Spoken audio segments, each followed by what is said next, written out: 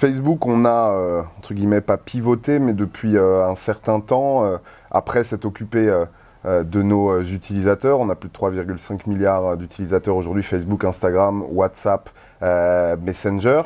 On a aussi une responsabilité d'accompagner toutes les entreprises et notamment les marchands sur nos plateformes, parce qu'on s'aperçoit qu'en fait nos utilisateurs, au-delà de communiquer entre eux, ils découvrent également des produits, des marques sur nos plateformes, et donc nous on accompagne ces entreprises, ces marchands sur comment prendre possession de ces plateformes pour discuter et pour présenter leurs produits à nos utilisateurs. Et c'est vrai que notamment depuis l'été dernier, le Covid a accéléré en fait cette tendance avec l'accélération du e-commerce. On ne devient pas, j'entends souvent Facebook devient une marketplace ou un e-commerçant, etc. Non, on est là pour aider les marchands. Parce qu'aujourd'hui, quand on a 40 millions d'utilisateurs sur Facebook, c'est autant de consommateurs potentiels. Donc pour n'importe quel marchand, c'est pertinent d'être sur nos plateformes. Et donc on va créer un ensemble de fonctionnalités pour permettre aux marques de se faire connaître,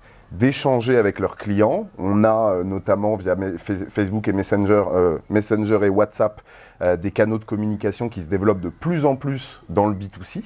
Au début, c'était uniquement des plateformes pour discuter entre nous. On a de plus en plus de marques qui s'approprient ça pour gérer leurs relations clients. Et bien évidemment, pour vendre. Que ce soit vendre en magasin, parce que ça continue à représenter, selon la FEVAD, encore 87% du chiffre d'affaires des enseignes. Mais aujourd'hui, 13% du marché est en ligne. Et donc, c'est sûr qu'un des gros enjeux pour les marques et pour nous, c'est d'accompagner cet essor du e-commerce. Et la plupart des dernières fonctionnalités qu'on a pu lancer, notamment Facebook et Instagram Shop à l'été dernier, vont dans ce sens de faciliter le commerce avec plein d'étapes et notamment quelque chose qu'on attend tous avec beaucoup d'impatience, qui est l'intégration du paiement natif chez Facebook, ce qu'on appelle Checkout, qui n'est pas encore disponible en France, mais qu'on a déjà mis en place depuis un certain temps aux États-Unis. Sur Facebook, on parle souvent des utilisateurs finaux, les 3,5 milliards dont je parlais tout à l'heure. On a 200 millions d'entreprises dans le monde qui utilisent nos plateformes. Donc c'est assez énorme. Et on a 10 millions d'annonceurs, on va dire, qui utilisent Facebook comme un média, c'est-à-dire pour faire de la publicité, etc.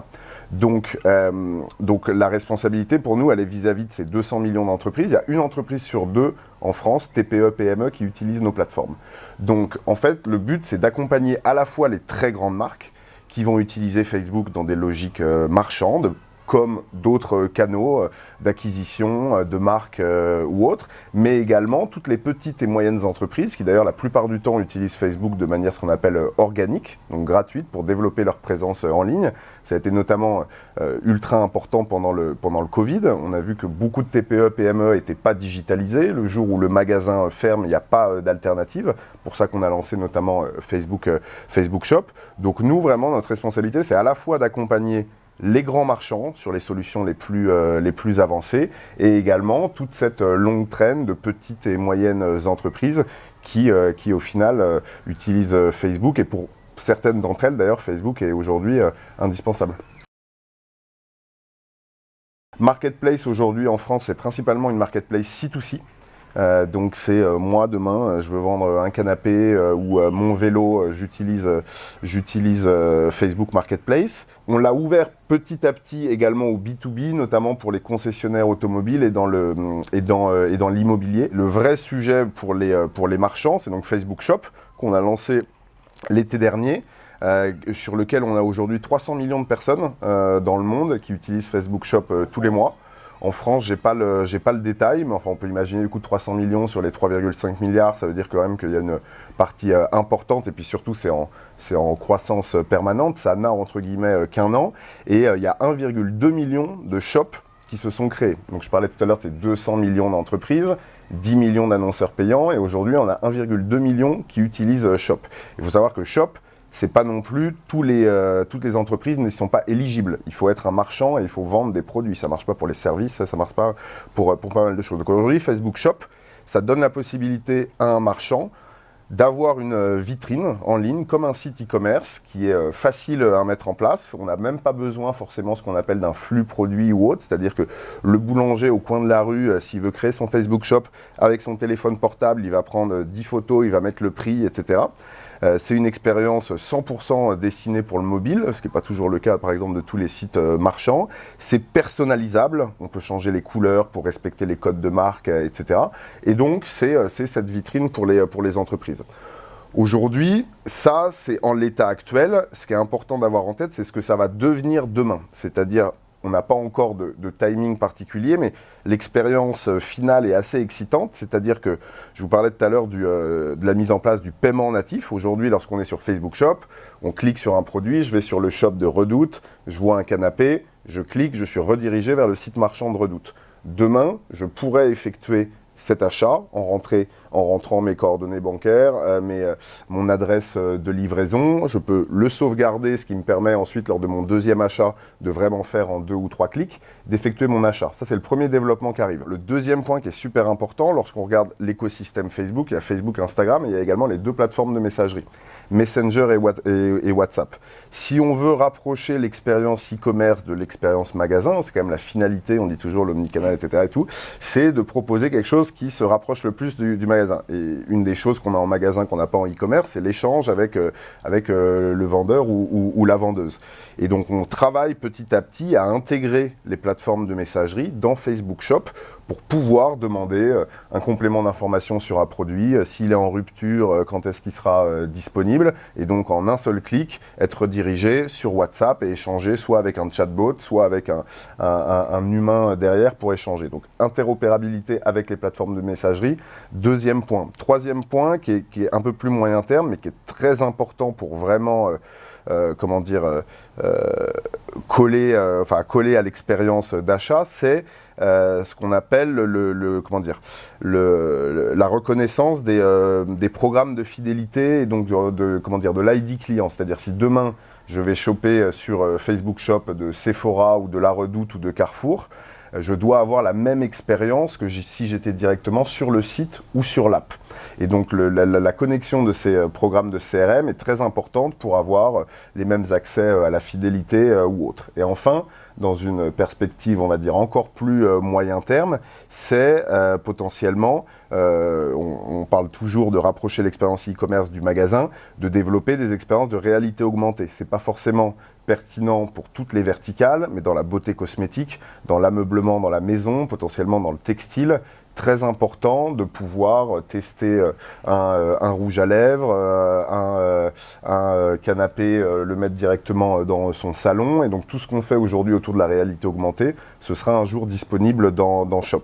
Donc ça, c'est vraiment l'expérience finale, le jour où on se dit je peux acheter en 2 clics sur Shop, mettre mon canapé dans mon salon, être reconnu comme client fidèle et avoir directement accès à 10% et pouvoir échanger avec un vendeur pour avoir des compléments d'information, bah là on se rapproche d'une expérience commerciale très, très forte.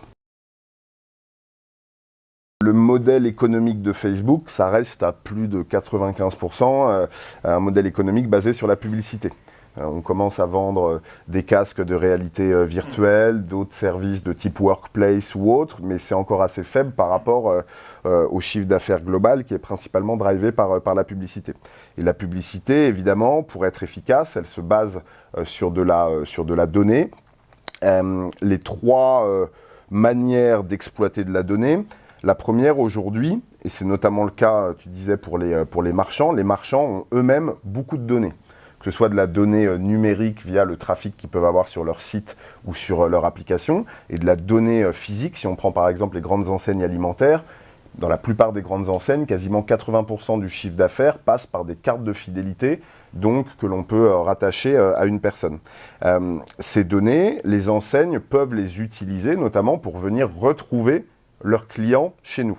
Typiquement, il y a 2 cas classiques. Le premier, c'est je veux parler à mes clients, et donc les retrouver et avoir une approche CRM, parler à mes meilleurs clients, parler à mes clients endormis, par exemple, tu citais La Redoute ou Ikea tout à l'heure, ils veulent faire une campagne de réactivation sur les clients qui ne sont pas passés chez eux depuis 6 mois, et ben, ils prennent cette base, ils la retrouvent sur Facebook. Alors ils ne retrouvent pas l'ensemble de leur base parce que tous les clients et tous les Français ne sont pas évidemment sur Facebook. Ils en retrouvent une certaine partie et derrière ils peuvent demander du coup à la plateforme d'aller cibler ses clients. Mais ça marche aussi très bien dans l'autre sens, c'est-à-dire dans une logique d'exclusion et de pure prospection. Là, je veux aller acquérir du nouveau client.